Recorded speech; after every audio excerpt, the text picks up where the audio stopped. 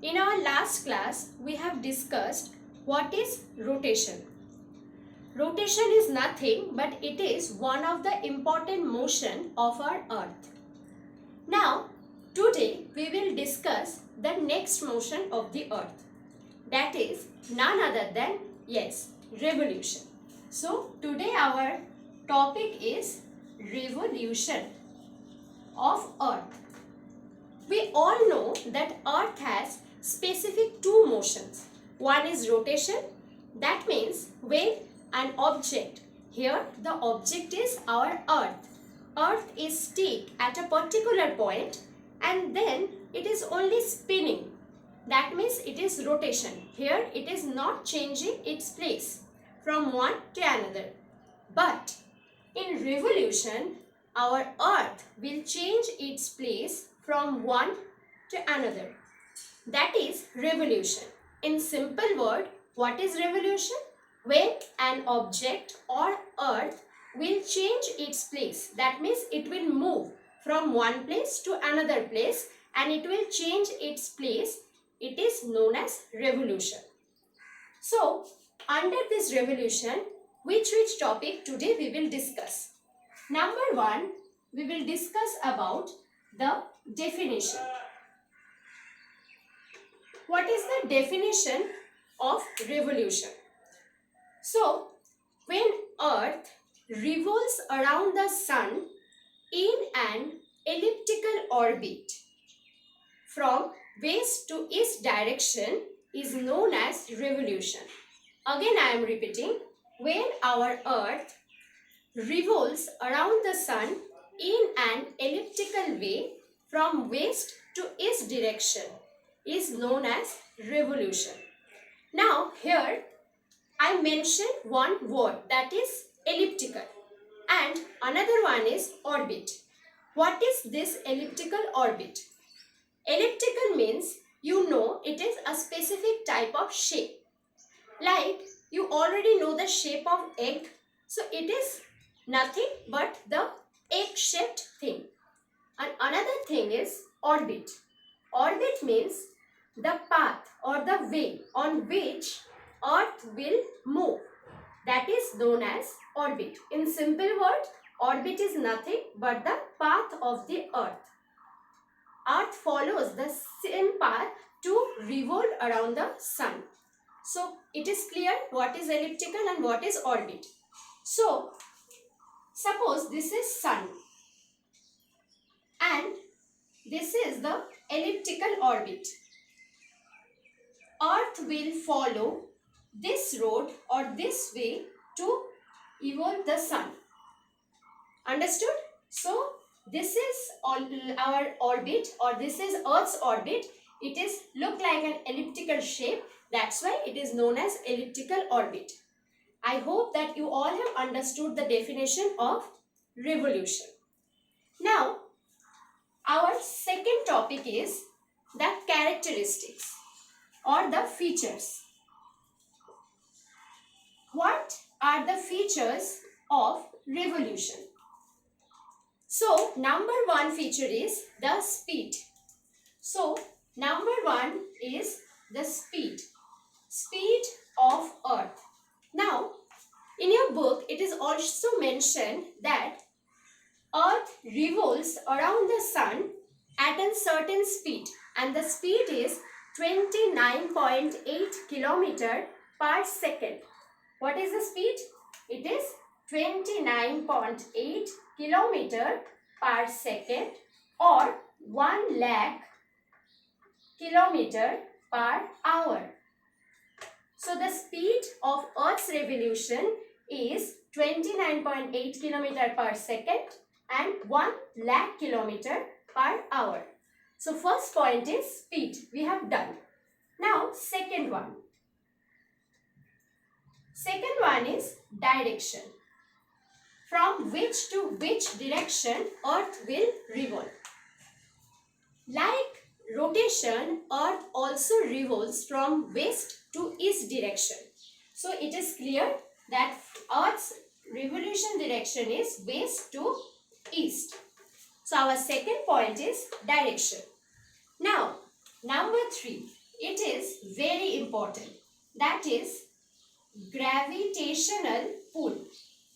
You all know about the term gravity or gravitational, and another is pull. So what is this gravitational pull? Now please try to understand this point very nicely. Okay. We all know that Earth has a bigger shaped body, right, than our one satellite Moon. Similarly, Sun has its shape like it is little bit round, but it is heavy weighted than Earth. Now imagine I am standing here, one person is standing here and another person is standing there. I am pulling this person. Okay, now suppose I am standing here, one person is standing here, another one is here and another one is here. I can, or this person can pull this person very nicely and at a faster rate. Will this person be able to pull this person very quickly and at a faster rate? No. That means the object that is nearer to us, we have huge gravitational pull on that nearer surface or nearer object. Here, Sun has a huge weight as well as huge shape than Earth. So definitely Sun will have more power of gravitational pull than the Earth. That's why Sun can drag our Earth's surface very quickly and at a very faster rate. So what is the conclusion of this point? The conclusion is, suppose Sun is here and Earth is here. Okay, so the distance between Earth and Sun is not too much. It is quite nearer. That means the gravitational pull will be more. And the speed of revolution will be also more. So the speed will increase. Speed will be more. But in the opposite situation, when Earth will be located far away, then what will happen? Our gravitational pull will be less, as well as the speed will also decrease. That means on the basis of gravitational pull, revolution depends. So we have discussed 3 points. First is speed, second is direction, third one is gravitational pull. Now, number 4 point. It is the duration or the time. How much time generally Earth takes to revolve around the Sun? It is 365 days, 5 hours, 48 minutes and 45.51 second. But if you will ask someone then that what is one solar year, or in 1 year how many days are there, then he will not say or she will not say it is 365 days, 5 hours, 48 minutes, 45.51 seconds. He will or she will not say like this. What they will say? They will consider these things only, 365 days.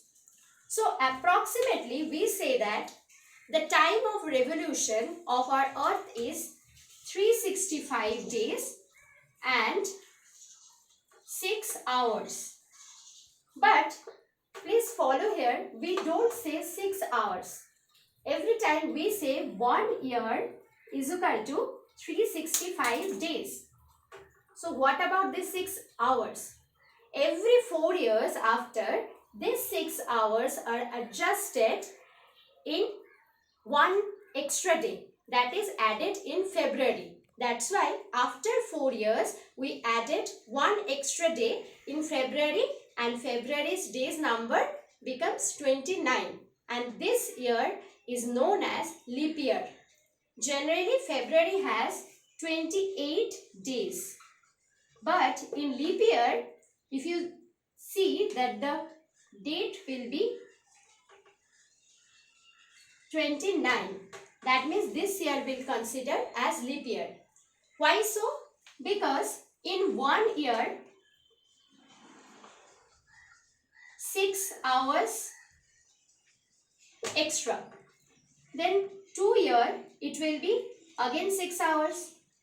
Number 3 number years, it will be again 6, and number 4, it will be 6. So 6 plus 6, 12, plus 6, 18, plus 6 is 24. And 24 hours is equal to 1 day. That means 1 day we add in February. And this year is known as leap year. But if the question will ask, then what is the days number, or what is one solar year? You can say one solar year is equal to 365 days. Understood? So we have discussed the features of revolution. Now, number 3 topic, that is the effects.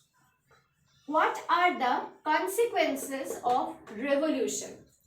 Now, everything has one consequences also, or the results also. Like this, our revolution has some effects. Number 1 point is seasonal changes or season change.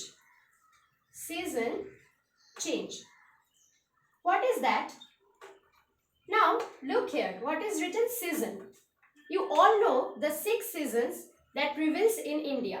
Summer, monsoon, autumn, winter, then sometimes it is post-winter, and then spring and all. But nowadays, due to global warming, we generally experience 3 basic seasons, that is summer, monsoon and winter. Now, how this season will change due to revolution? This is sun, and this is our earth surface or our earth. And we already discussed about this, that earth, it has one backbone which is known as inclined axis of the earth. That means earth is little bit tilted. That's why the portion that will get direct heat from the sun will experience huge temperature. That means there, which season will occur? Yes, there summer season will occur. And completely opposite side, this side will not get sun rays properly. So here, this region will experience winter. So basically, the season, it depends upon the rays of the sun, how they are getting the sunlight and how the temperature varies. That's why the season will also change. The place which will get more heat, it will experience huge temperature as well as summer. And the place that will get less amount of sun rays will experience less heat as well as winter. Now, this is the first point, and it is very easy. It is season change. Now, another important point is perihelion and ephelion. So, perihelion and ephelion. What is that? This is basically a new term to you, I think. This is nothing but this will consider the distance between earth and sun. Again, I am drawing here this orbit. This is elliptical orbit. Sun is located at the center. When the distance of sun and earth will be least, then, or will be very less, then this situation is known as perihelion situation. When the distance between sun and earth will be very less, perihelion. Every year, 3rd January, perihelion occurs, and then the distance between earth and sun remains around 147 million. You can check your book.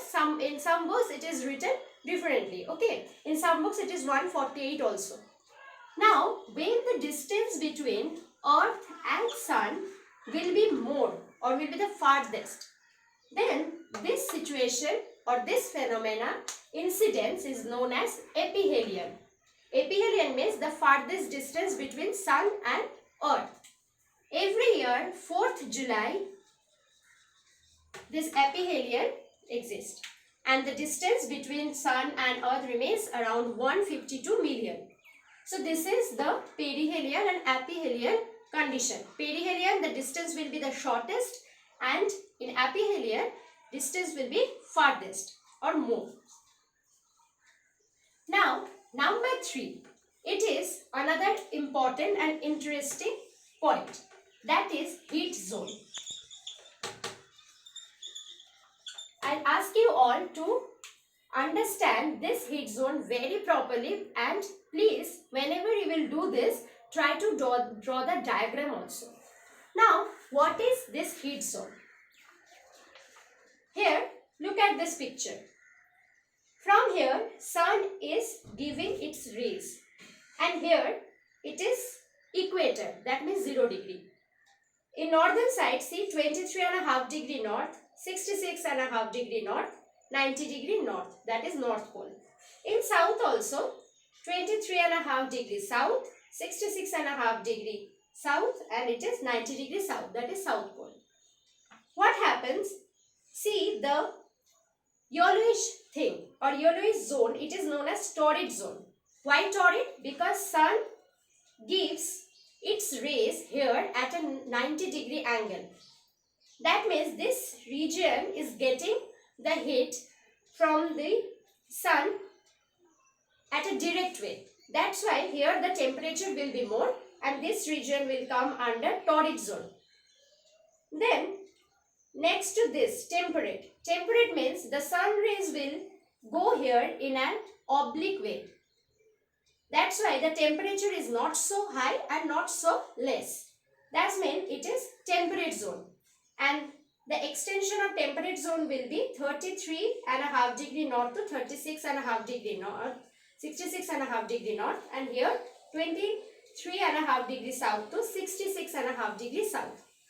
Same here, it is frigid. Means hardly this region will get the sunlight. That's why the whole region will be covered and generally covers with snow. Okay, it also, this region is covered by snow. That's why it is frigid zone. And the extension will be 66.5 degree north to 90 degree north and 66.5 degree south to 90 degree south. So what is the heat zone? Here sun rays is giving heat, and by this heat the zone is getting classified. The region that will get direct sunlight is known as torrid. The zone that will get the sunlight in an oblique way is temperate, and the zone that will get hardly sunlight and the most of the region is covered by snow is known as frigid zone. I hope you have understood this heat zone, and it is one of the important effects of revolution. Now, again, what we have learned today, what is definition, what is feature, and what is the effects. Number 4 point is another topic, that is solstice and equinox. You have already known to these words in your, you have learned this in your junior classes, like what is solstice? S-O-L-T-I-C-E, and equinox. Solstice means it has two specific dates. One is 21st June, another is 22nd of December. And this equinox has two specific dates. One is 21st of March, another thing is 23rd of September.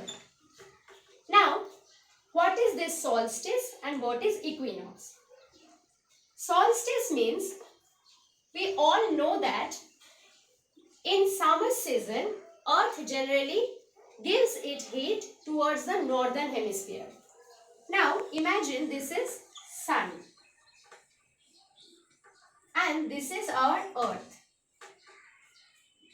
On 21st June, sun will give its direct heat towards northern hemisphere. Okay, then sun will starts moving northern side from 21st of June. When it is moving towards northern hemisphere, then northern hemisphere will experience summer season and southern hemisphere will experience winter season. Again, 22nd of December, opposite condition will occur. Sun will give light towards southern hemisphere, or sun will start moving towards southern hemisphere. Then southern hemisphere will experience summer season and northern hemisphere will experience winter season. Now you think in December, we all Indians, we are living in northern hemisphere, so we experience winter. And if you go to that Australia and so many southern hemispheres countries, you can see that they are experiencing summer season. So this is the solstice. So it is nothing, basically on 21st June, sun starts moving towards northern side, and on 22nd of December, sun starts moving towards southern hemisphere side. Now the last topic is equinox. What is this equinox? Equinox means on 21st March and 23rd of September, generally sun gives its direct light to the equator.